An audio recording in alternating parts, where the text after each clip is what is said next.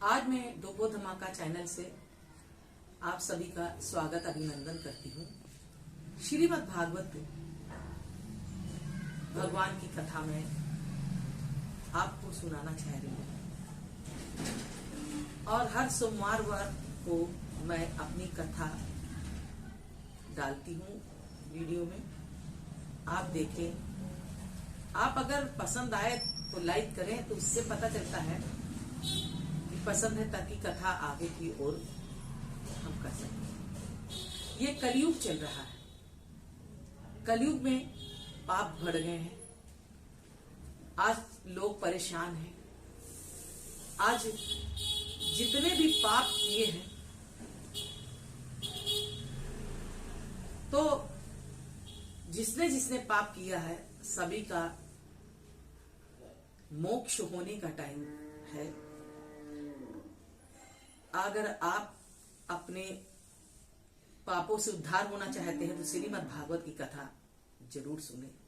बोलो वृंदावन बिहारी लाल की जय। कथा आरंभ करते हैं।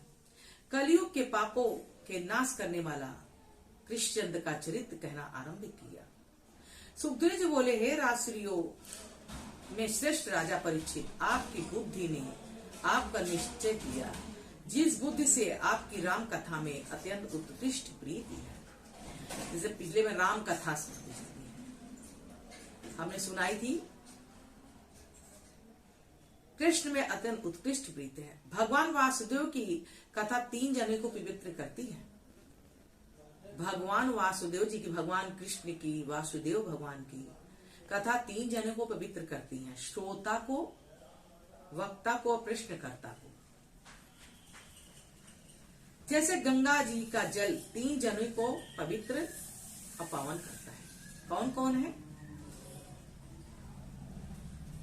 गंगा जी का जल 3 जनों को पवित्र करता है। जो दर्शन करता है गंगा माँ का, जो स्पर्श मतलब छूता है, और पान करने वाला जो ऐसे जल उठा के पीता है, पावन करता है। अथवा पुरोहित को, यजमान को और ग्रहण करने वाले।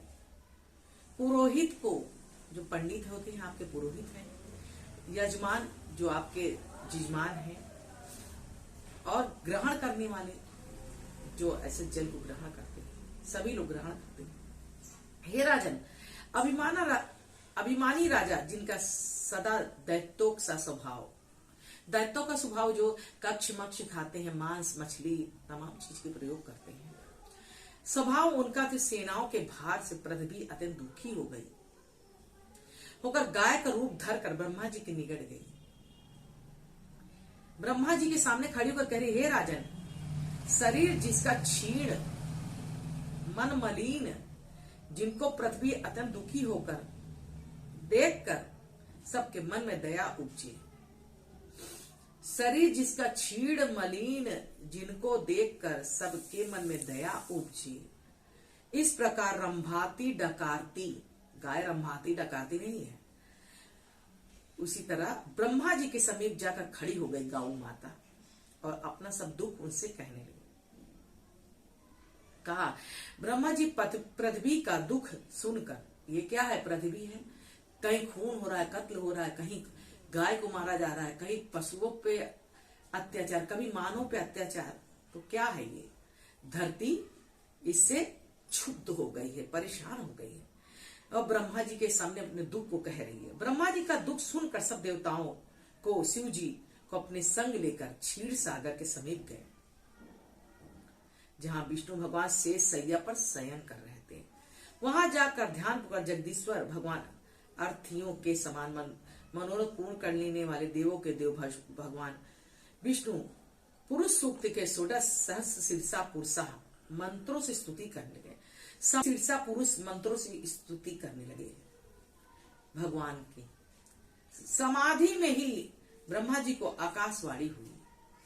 उस आकाशवाणी को सुनकर ब्रह्मा जी देवताओं से बोले कि हे देवताओं, मुझको श्री नारायण की आज्ञा हुई है, उसको तुम सब लोग सुनो। सुनकर विलंब मत करो, शीघ्र वैसा ही करो। हमारी प्रार्थना से पहले भगवान इस पृथ्वी का दुख दूर करने का विचार कर लिया। अब तक सर्व देवपति भगवान अपनी काल शक्ति से वसुंधरा का भार उतारने के लिए धरणी पर मनुष्य अवतार धारण न करे, तब तक तुम सब अपने अपने अंशों से यादुकुल में जाकर जन्म लो। यादुकुल में जैसे यशोदा ने जन्म लिया, यादुकुल में जितने भी देवताओं ने लिया, जितने भी हो सब एक जैसे, एक नाटक होता है तो उसमें सारे लोग उपस्थित होते, सबको अपना अपना भाग देते, जैसे भगवान ने सभी को दिया कि तुम इस रूप में जाओ, तुम उस रूप में जाओ। हाँ, वासुदेव देवकी के भवन में वासुदेव देवकी को भी बनाया भगवान साक्षात आदि पुरुष भगवान आकर प्रकट हो गए। उनके संग विस्तार करने के लिए और अपने हित के लिए देव पत्नी ब्रज में जन्म धारण करे और सहस्त्र मुख वाले स्वयं प्रकाश विष्णु भगवान की अनंत काला से शेषनाग महाराज श्री कृष्ण के साथ लीला करने के लिए बालभद्र नाम से प्रथम ही वासुदेव जी घर जन्म धारण करेंगे। फिर देवकी के गर्भ को खींचने के लिए, यशोदा को मोह कराने के लिए, सब संसार मन को मोहने वाली परमेश्वर की माया है भी भगवान की आज्ञा मानकर अंशों सहित यशोदा के भर में उत्पन्न होंगे। श्री सुखदेव जी बोले कि इस प्रकार प्रजापतियों के पति ब्रह्मा जी देवताओं की आज्ञा दी, पृथ्वी को समझा बुझा कर अपने ब्रह्मलोक को चले गए। यादुपति सूरसेन पहली मथुरापुरी में बसना माथुर शेर से नादे दो सब भोगता रहा। यह मथुरापुरी सदा से यदुवंशियों की राजधानी थी और इसी मथुरापुरी में श्री कृष्ण भगवान सदा विराजमान थे। कंस की आनीति से उग्रसेन अत्यंत दुखित रहते थे। उग्रसेन का भ्राता देवक था, उसकी कन्या देवकी। जब विवाह के योग हुए तब उसने उग्रसेन और कंस से पूछा, लड़की विवाह किसके साथ करोगे? कंस बोला, आजकल यदुवंशियों में सूरसेन बड़ा तेजस्वी और प्रतापी राजा, उनके पुत्र वासुदेव से विवाह हम करेंगे। देव उस समय ब्राह्मण को बुलाकर शुभ लग्न निश्चित कर राजा सूरसेन के घर टीका भेज दिया।